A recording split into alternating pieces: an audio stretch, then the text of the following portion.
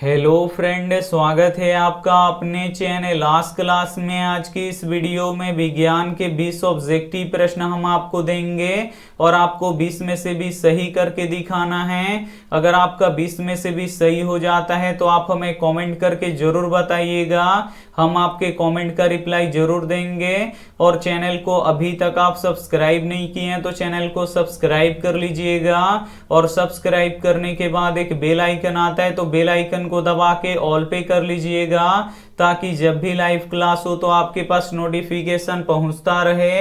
तो आइए शुरू करते हैं पहले नंबर प्रश्न से। तो पहला नंबर प्रश्न है कि रक्त लाल किस कारण से दिखाई देता है। ए ऑप्शन है प्लेटलेट्स के कारण से, बी ऑप्शन है हीमोग्लोबिन के कारण से, सी ऑप्शन है डब्ल्यूबीसी के कारण से, डी ऑप्शन है थ्रोम्बोसाइट के कारण से। तो यहाँ पे आपको बताना है कि रक्त लाल किस कारण से दिखाई देता है। तो रक्त लाल हीमोग्लोबिन के कारण से दिखाई देता है, इसे आपको याद रखना है। यहाँ पे बी ऑप्शन बिल्कुल ही सही हो जाएगा।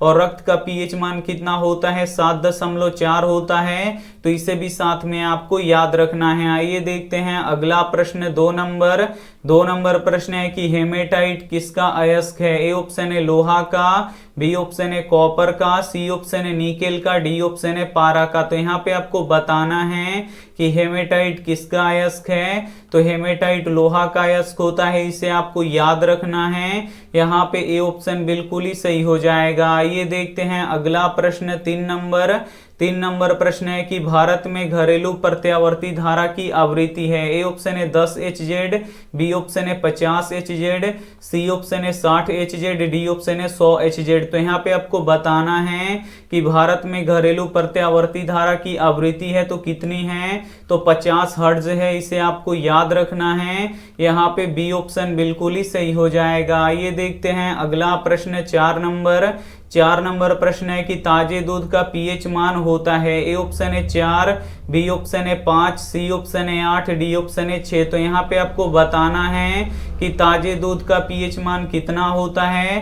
तो ताजे दूध का पीएच मान 6 होता है, इसे आपको याद रखना है। यहाँ पे डी ऑप्शन बिल्कुल ही सही हो जाएगा। आइए देखते हैं अगला प्रश्न, 5 नंबर प्रश्न है कि वास्तविक प्रतिबिंब हमेशा कैसा बनता है। ए ऑप्शन है सीधा, बी ऑप्शन है उल्टा, सी ऑप्शन है तिरछे, डी ऑप्शन है उपयुक्त सभी तरह के। तो यहाँ पे आपको बताना है कि वास्तविक प्रतिबिंब हमेशा कैसा बनता है। तो जो वास्तविक प्रतिबिंब होता है ये हमेशा उल्टा बनता है, इसे आपको याद रखना है। यहाँ पे बी ऑप्शन बिल्कुल ही सही हो जाएगा। और वास्तविक प्रतिबिंब को पर्दे पे उतार सकते हैं, तो ये भी साथ में आपको याद रखना है। विज्ञान के हम आपको 20 ऑब्जेक्टिव प्रश्न देंगे और आपको 20 में से भी सही करके दिखाना है। अगर आपका 20 में से भी सही हो जाता है तो आप हमें कमेंट करके जरूर बताइएगा, हम उस कमेंट का रिप्लाई जरूर देंगे। और वीडियो को अभी तक आप लाइक नहीं किए हैं तो प्लीज आप लोग वीडियो को लाइक भी कर दीजिएगा। आइए देखते हैं अगला प्रश्न, 6 नंबर प्रश्न है कि आयरन किस में प्रचुर मात्रा में पाया जाता है। ए ऑप्शन है सोयाबीन में, बी ऑप्शन है दूध में, सी ऑप्शन है अंडे में, डी ऑप्शन है हरी सब्जी में। तो यहाँ पे आपको बताना है कि आयरन किस में प्रचुर मात्रा में पाया जाता है। तो हरी सब्जी में आयरन प्रचुर मात्रा में पाया जाता है, इसे आपको याद रखना है। यहाँ पे डी ऑप्शन बिल्कुल ही सही हो जाएगा। आइए देखते हैं अगला प्रश्न, 7 नंबर प्रश्न है कि कौन जंतु कोशिका का भाग नहीं है। ए ऑप्शन है कोशिका द्रव, बी ऑप्शन है केंद्रक, सी ऑप्शन है कोशिका झिल्ली, डी ऑप्शन है कोशिका भित्ति। तो यहाँ पे आपको बताना है कि कौन जंतु कोशिका का भाग नहीं है। तो जो कोशिका भित्ति होता है ये जंतु कोशिका का भाग नहीं होता है, कोशिका भित्ति पादपों में पाया जाता है। यहाँ पे डी ऑप्शन बिल्कुल ही सही हो जाएगा। आइए देखते हैं अगला प्रश्न, 8 नंबर प्रश्न है कि तरंग दैर्घ्य को किस में मापते हैं। ए ऑप्शन है जूल में, बी ऑप्शन है एंगस्ट्रॉम में, सी ऑप्शन है पास्कल में, डी ऑप्शन है मीटर में। तो यहाँ पे आपको बताना है कि तरंग दैर्घ्य को किस में मापते हैं। तो तरंग दैर्घ्य को एंगस्ट्रॉम में मापते हैं, इसे आपको याद रखना है। यहाँ पे बी ऑप्शन बिल्कुल ही सही हो जाएगा। और किस रंग का तरंग दैर्घ्य सबसे अधिक होता है। तो लाल रंग का तरंग दैर्ध्य सबसे अधिक होता है, तो ये भी साथ में आपको याद रखना है। आइए देखते हैं अगला प्रश्न 9 नंबर प्रश्न है कि पीएच स्केल का शून्य प्रदर्शित करता है। ए ऑप्शन है अधिक क्षारीयता को, बी ऑप्शन है अधिक अम्लीयता को, सी ऑप्शन है कम अम्लीयता को, डी ऑप्शन है उदासीनता को। तो यहाँ पे आपको बताना है कि पीएच स्केल का शून्य प्रदर्शित करता है तो अधिक अम्लीयता को प्रदर्शित करता है, इसे आपको याद रखना है। यहाँ पे बी ऑप्शन बिल्कुल ही सही हो जाएगा। ये देखते हैं अगला प्रश्न 10 नंबर प्रश्न है कि तेज प्रकाश में पुतली का आकार कैसा होता है। ए ऑप्शन है छोटा, बी ऑप्शन है बड़ा, सी ऑप्शन है अपरिवर्तित रहता है, डी ऑप्शन है इनमें से कोई नहीं। तो यहाँ पे आपको बताना है कि तेज प्रकाश में पुतली का आकार कैसा होता है, तो छोटा होता है, इसे आपको याद रखना है। यहाँ पे ए ऑप्शन बिल्कुल ही सही हो जाएगा।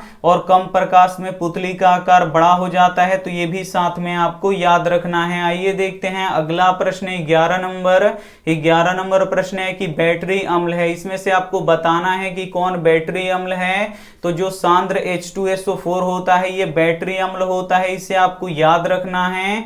यहाँ पे ए ऑप्शन बिल्कुल ही सही हो जाएगा। ये देखते हैं अगला प्रश्न 12 नंबर प्रश्न है कि न्यूट्रॉन पर कौन सा आवेश रहता है। ए ऑप्शन है धन आवेश, बी ऑप्शन है ऋण आवेश, सी ऑप्शन है दोनों, डी ऑप्शन है आवेशहीन। तो यहाँ पे आपको बताना है कि न्यूट्रॉन पर कौन सा आवेश रहता है। तो न्यूट्रॉन पे कोई भी आवेश नहीं रहता है, ये आवेशहीन होता है, इसे आपको याद रखना है।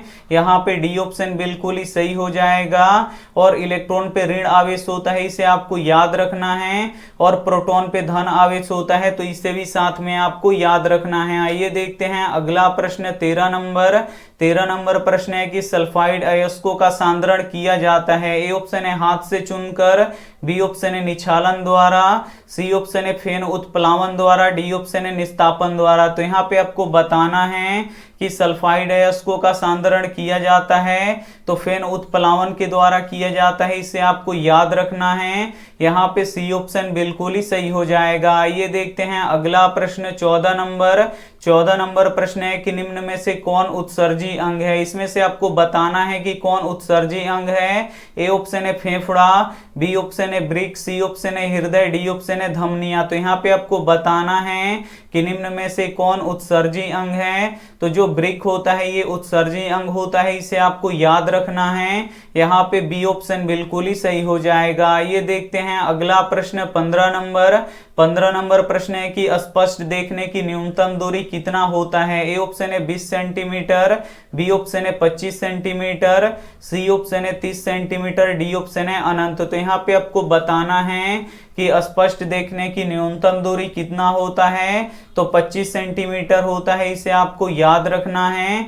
यहाँ पे बी ऑप्शन बिल्कुल ही सही हो जाएगा। ये देखते हैं अगला प्रश्न 16 नंबर प्रश्न है कि ओजोन परत महत्वपूर्ण है क्योंकि यह अवशोषित करता है। ए ऑप्शन है उष्मा को, बी ऑप्शन है परावैंगनिक किरण को, सी ऑप्शन है सूर्य की उष्मा को, डी ऑप्शन है अवरक्त किरणों को। तो यहाँ पे आपको बताना है कि ओजोन परत महत्वपूर्ण है क्योंकि यह अवशोषित करता है। तो ओजोन परत परावैंगनिक किरण को अवशोषित करता है, इसे आपको याद रखना है। यहाँ पे बी ऑप्शन बिल्कुल ही सही हो जाएगा। ये देखते हैं अगला प्रश्न 17 नंबर प्रश्न है कि केंचुआ किस अंग से श्वसन करता है। ए ऑप्शन है गिल्स से, बी ऑप्शन है फेफड़ा से, सी ऑप्शन है त्वचा से, डी ऑप्शन है नाक से। तो यहाँ पे आपको बताना है कि केंचुआ किस अंग से श्वसन करता है। तो त्वचा से श्वसन करता है, इसे आपको याद रखना है।